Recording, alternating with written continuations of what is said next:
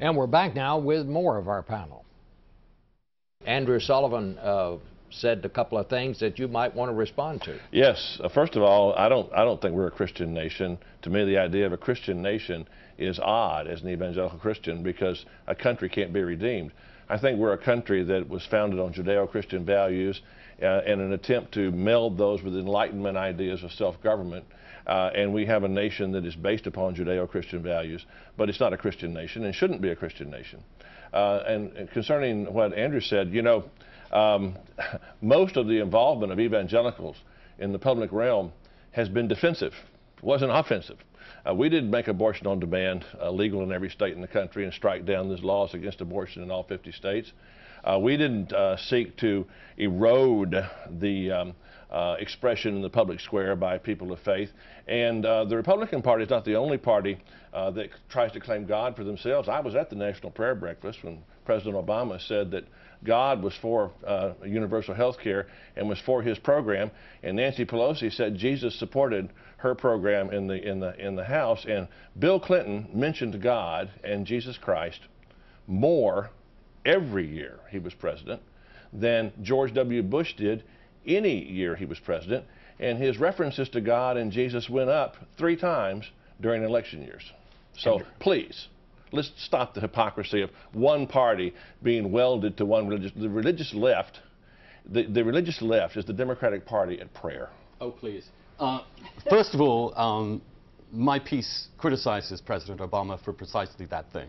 I'm as opposed to the religious left using Jesus to advance their politics as I am opposed. Program. You criticize the religious right. Well, because, in fact, the religious right is infinitely more powerful and controls the Republican Party in a way that the religious left has nothing like the power.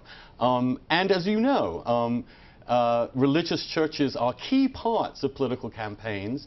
You can't win the South Carolina primary without churches actually running the Republican candidate. The fusion of evangelical religion with republicanism is real. Any fusion between evangelicalism and republicanism pales in comparison to the point of anemia compared to the black church of the Democratic Party.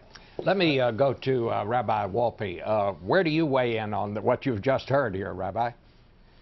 Well, I think that it is important to understand that, first of all, you can't, as you hear, you can't leech religion out of the public discourse. You can't do it on the right and you can't do it on the left. And that also, obviously, the perspectives are going to be skewed by which side you favor, how you see God's place in it. But without making a political judgment, because I don't want to suggest that clergy are political experts, even though we are often pushed to be that, I'd say that it is legitimate for churches, synagogues, mosques to push an issue, if not a candidate. That is, there are certain issues that are going to strike at the heart of religious belief. If I get up in my synagogue and I don't speak about Israel, part of my task as a rabbi is, has been shirked. That's something that's critical to my community, is critical to me, is close to the Jewish heart, and should be spoken about even though it has clear political implications. So there are such fractured and divided lines in this that I don't think these bright divisions are either helpful or accurate. And no matter what political position you take, you will find that you have some religious allies in the position. Part of the key, of course, is to stay away from candidates and encouraging certain positions in elections.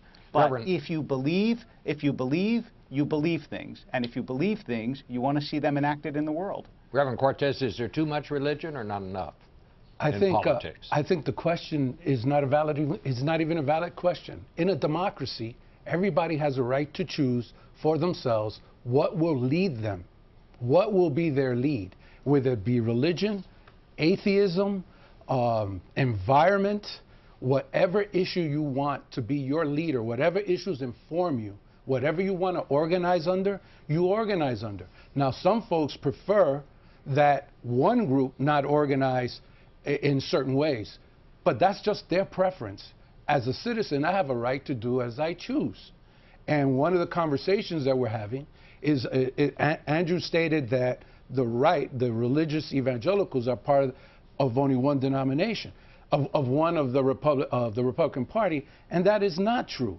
Not totally true, because we have folks, Hispanic people will probably not vote for Republican leadership this year over the issue of immigration. If Romney gets 40% or 30% of the Hispanic evangelical vote, I'd be shocked, given where he's been doing and what he's been saying on the issue of immigration. Hispanic people are starting to look at the issue of the environment in a different way, Hispanic evangelicals. So what Andrew's doing is he's focusing on a 20 or 30 year or 40-year period and saying this is what religion in the public sphere is and what it should not be.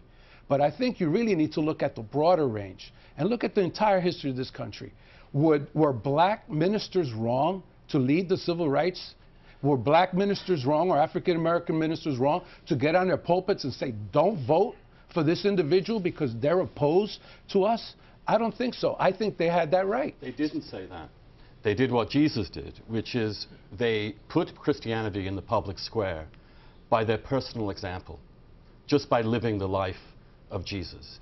They marshaled a moral movement. They sought not to seek power. They wanted to show their powerlessness. When they were attacked, they stayed nonviolent, and that is how Jesus transforms the world, not by getting involved in political parties. Getting registered to vote, on the right to vote. The right to vote empowered them so that now the majority of sheriffs in Alabama and Mississippi are African American. But that was Lyndon Johnson's role to legislate, not the churches. Martin Luther King Jr. was marching for the right to register to vote. And with the march was a right, the Selma March was to vote. It was the right to register to vote because they'd been disenfranchised. But that is right not associated with one political party. It is. Of course not, but it's about power, and it's about Jesus commanded us to be salt and light. And one of the ways you're salt and light is to seek to influence government. The abolitionists Jesus never sought to control anyone and said to leave to Caesar what is Caesar's. And to render to God that which is God, yes, which is ultimate authority. Which is not what the religious right is doing. Romans 13 says God is supposed, that the government is supposed to damage those who do evil and reward those for that which is right. I've been with Sally Quinn many times over the years at dinner parties, at forums like this. This is the first time I can recall that Sally couldn't get a word in. What are you hearing here? Well, I think you asked Cardinal Dolan the right question, and I think that's the question: is there too much religion in politics? And Michael Gerson wrote a piece about it in the Washington Post several weeks ago. And I think the answer is yes, there is too much religion in politics because it's merged into one thing now.